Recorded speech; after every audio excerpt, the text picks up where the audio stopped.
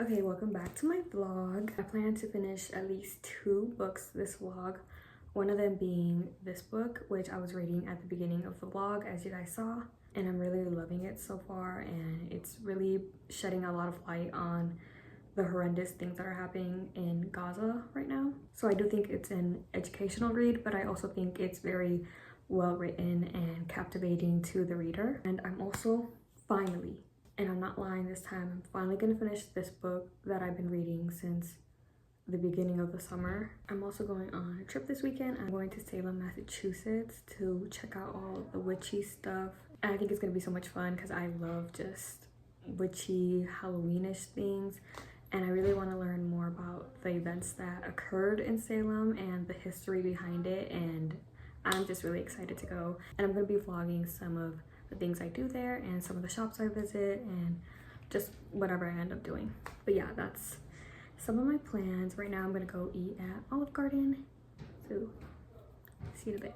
Okay, good morning. I read a little bit of my book yesterday. I'm going to share some of the quotes that I like so far, just because so much of it is so like enriching, and I feel like it's stuff that everyone should hear. Rules, conventions, morals, reality itself all exist so long as their existence is convenient to the preservation of power.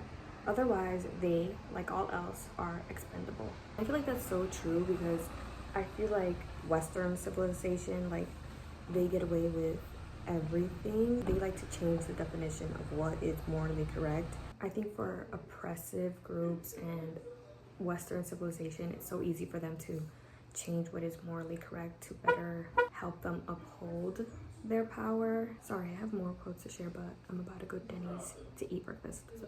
So I'll see you guys in a bit. Sorry.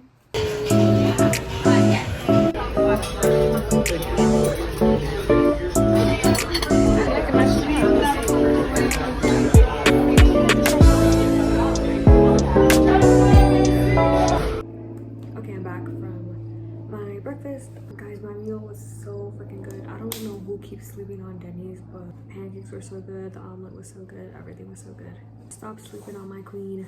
Anyway, I'm gonna talk a little bit more about my book. I'm just gonna be sharing some of the things that have like stuck out to me. Oh, I like this specific part of the book. It's talking about a time where the narrator had witnessed a Southeast Asian man had collided his car with a local man's car, and the local man had gotten out of his car, took off his sandal, and he started like beating the Southeast Asian man with it. It came to me a long time later that the Southeast Asian man had done something worse than dent a fancy car's bumper. He had violated the bounds of his assumed non-existence. It then says, it's come to shape the way I think about every country, every community, whose non-existence is necessary to the self-conception of this place, and how uncontrollable is the rage whenever that non-existence is violated. And I think that was such a good little passage because it really like brings light to the way an oppressor never wants to acknowledge the people that they are oppressing. When their existence is acknowledged, it feels like a violation of some kind of power that they feel they are already upholding and already have, and it's almost like a threat to that power. So the mere existence and acknowledgement of that existence of the oppressed is enough to trigger a white person or the person that is oppressing another. But yeah, I'm gonna keep reading, and then I'm gonna just like prep for my trip tomorrow and get all my stuff ready. And I ordered some stuff, but it was supposed to get here today, and it says it was delivered but nowhere to be found. So I low-key needed it because it was like part of my fit for tomorrow. But I'm gonna see what I come up with, and my fit better eat up, or if I don't feel good, like if I feel like I don't look good, I'm less likely to have a good day, you know? See you guys in a bit. Okay, I'm trying to figure out how I want to do my makeup tomorrow. Also my hair, this looks kind of goofy. Does this feel witchy though? Like, okay, whatever. I'm probably not gonna do this because I don't feel confident in it, but it's kind of cool. Well, it's just like I don't know. Also, I'm gonna paint my nails purple, painting over them because I just wanted to see how it looked with this color, but Now I'm gonna take it off and actually use nail polish remover to take everything off and do my nails. Also, oh my god, I started watching Fear Street and I had never watched it, but anytime people recommend like sapphic media, this is always one of the recommendations that I see, even though it's like it's a horror movie. But I watched the first one and I really liked it, and now I'm watching the second one. I don't know how I feel about it yet. I'm only like 20 minutes in and it's like a whole new cast, which is why I don't know how to feel about it yet. But okay, so for my makeup, I kind of want to do like a darkish lip. Then I have glitter on my eyelids, but you can't really see. So I'm gonna go put on my outfit and see how I feel. Even though my whole outfit that I was gonna wear, that I was excited for, I don't have because not everything got delivered, but fuck it, we ball.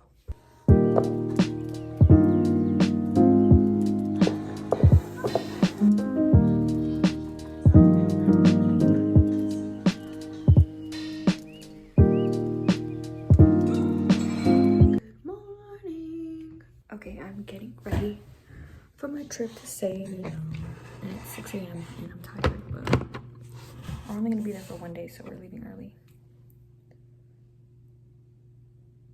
Okay, I'll show you guys the fit in a second.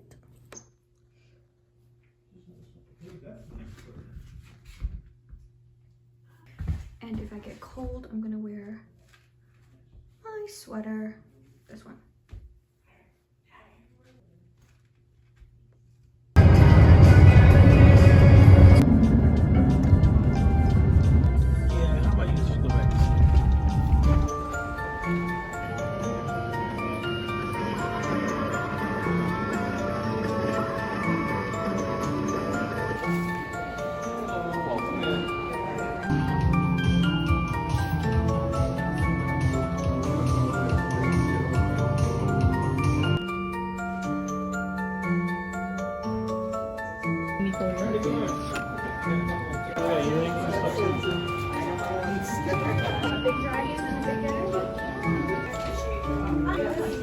You want this one? Okay, which one do you think Daddy would like? You guys say excuse me? So let's go get Daddy. You don't want to hit anybody with your wands. Washing, scrubbing and sanding the floor, and the jury were not convinced. Did none, nor did any of the others. Bible, number 2. We're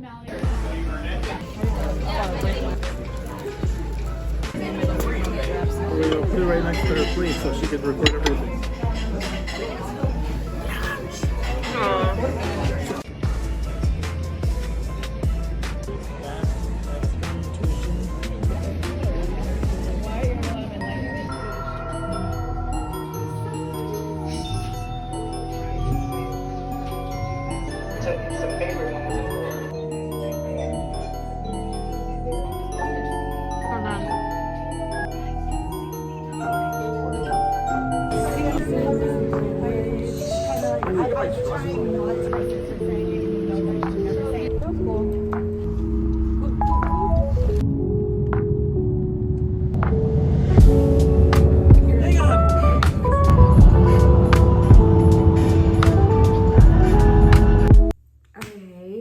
I'm back from my Salem trip. Well, it was just a one-day trip, but I got home last night. Oh my god, Austin keeps barking. But I wanted to show you guys some of the things that I bought, because I bought a bunch of cute little trinkets. Hold on, I can't concentrate because I hate my freaking hair right now. Okay, now I'm ready. Okay, so I got this little Salem, what is this, like license plate thing? But I just thought it was cute and I'm just gonna hang it in my room on the wall. Then I got this sweater and it's a Nightmare Before Christmas sweater. Oh, and look, I got a wand. And it has like little crystals inside or attached to it, whatever. And I just thought it was really pretty, so I got it. And then I got this pin. It says Eat the Rich. And I love the Very Hungry Caterpillar, so it was just like perfect for me. Then I got this little, I don't know what it is, but it's like the Hocus Pocus book. And you can open it. And I'm just gonna put it on my bookshelf when I go back home. And then I got un poquitito bit of jewelry. Got this necklace. I like the little swirl and I love the colors. I thought it was cute. And I got this little, I don't know what it's called, but it's for your hair. Like you just wrap your hair and then you put this in it and then it holds your hair in place. And I got a little witch one. And then I got another hair clip. And this one's like a little. And then I got 2 rings and I love them so bad. I have this one.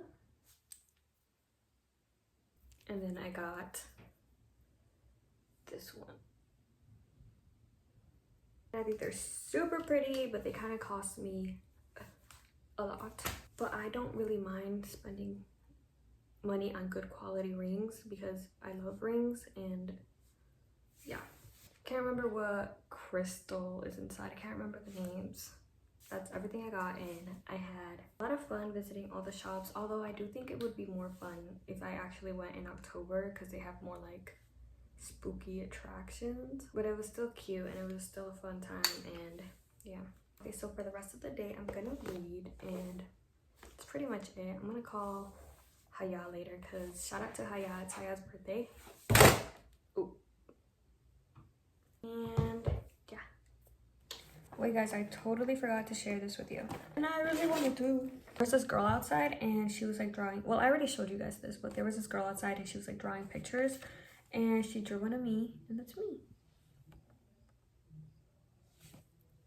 Yeah, I thought that was super cute. Also, there was this little shop where you could like get a picture of yourself taken and it would show you like your aura colors around you. And I did that. These are the colors I got. There was this lady that would go in the back, like a room in the back, and she would like interpret your colors for you. She was like a, well it said she was like a psychic medium, and she would like interpret the colors that you got. She told me that the blue shows a lot of empathy, that I'm a very empathetic person. She also said I'm very giving to others and it can be super draining for me and just not the healthiest thing for me. Then she said this meant self-love, the white meant epiphany, the yellow meant confidence, and this all together meant that I was going through a transitional period where I'm learning to set more boundaries with other people, just learning not to give so much of myself to the point where it's emotionally exhausting for me. She also said that, I don't know if you see like around here and here, there's like white dots. This one's a little bit faded, so she said that I'm trying to learn to trust my intuition, but I should definitely trust it more. But the picture is showing that I don't fully trust it and I need to listen to my gut instincts way more than I already do. This one is also showing a lot of empathy. And then she says I have these little dots mean guardians. She said I have 4. And these ones are more faded, which means that I communicate with them the most. And these 2 brighter ones are not as faded, meaning that I don't talk to them as much. But since these 2 match with these 2, it means that anytime I get like a gut instinct or I feel like butterflies for like nerves, like oh maybe I shouldn't do that, maybe I should do that, it's these spirits that are trying to tell me that, and I should be listening to them way more than I do because they're trying to communicate with me and I'm not fully giving them my attention. This is honestly crazy, but I thought it was really cool. It's probably not real. Well, who knows, right? Basically, what she said is that I'm in a transition period where I need to start focusing on myself more, focusing on self-growth more, and I'm in that transition period already going into that. And yeah, she said to stop giving to others so much and give to myself a little bit more or a lot more. She also recommended I take a salt bath, whatever that means. That was really cool. I wanted to get my cards read, but I was scared because I literally went to like the place where they were doing a card reading, or one of the places because they had a bunch, and I heard the lady telling one of their clients that, this is what I heard them say, they love you so much and they miss you so much and they're still watching over you, and like things like that. And I was like, yeah, don't tell me that. I don't want to know if anyone's watching over me. I really don't. Anyways, yeah, I'm gonna read now. Can I finish this book today? Please. I probably won't, but good morning, world. I have not read or done anything since the last time I updated you guys, but I am getting breakfast this morning. I'm going out for breakfast, and maybe when I come home I'll read. I don't know, I kind of been playing games every day, so I'll try to read if I'm not playing anything, because what else do I have to do? Where's my necklace? Oh, look at my nails. Ooh. Hold on. I think they're cool. They're press-ons though, so they'll probably fall off like immediately. They lasted over the night, so little to no updates on anything. Oh, also I'm rereading If We Were Villains because I want my friend to read it, and I'm annotating a copy for them so then they can read it. And yeah, I actually feel like I liked the book when I first read it. I feel like rereading it right now, I like it so much more than I did the first time. Also, I feel like I'm just in the mood to read something like that. So maybe that's why I'm enjoying it so much. I can't wait to finish it though. It's gonna take me forever though if I'm annotating, but fuck it. Okay, it's been over a month, but I actually never finished recording this YouTube video, and I never filmed like an outro for it. So this is she. I did end up finishing Someday Everyone Will Always Be Against This, and I really did enjoy it. Just like a quick overview on what the book was even about. It called a lot of attention to Western civilization and Western culture, and the way Western culture has always been so complicit in different atrocities that have occurred around the world, specifically focusing on Palestine and the genocide that is taking place there. The book also very much calls out the reader and our own complicity in these atrocities by simply not talking enough about them, not shedding enough light on them, or simply turning a blind eye and not caring about these things that are happening. The book urges the reader to use our voice, to have empathy, to always side with justice, and do whatever we can to help people and help in situations, even if these situations aren't directly affecting us. So yeah, really good. I really recommend. I think it's important to always be reading and consuming media that invigorates your mind and that also radicalizes you. So anyways, this is the end of my vlog. A whole 2 months later being posted, but at least it's being posted. Thank you guys for watching.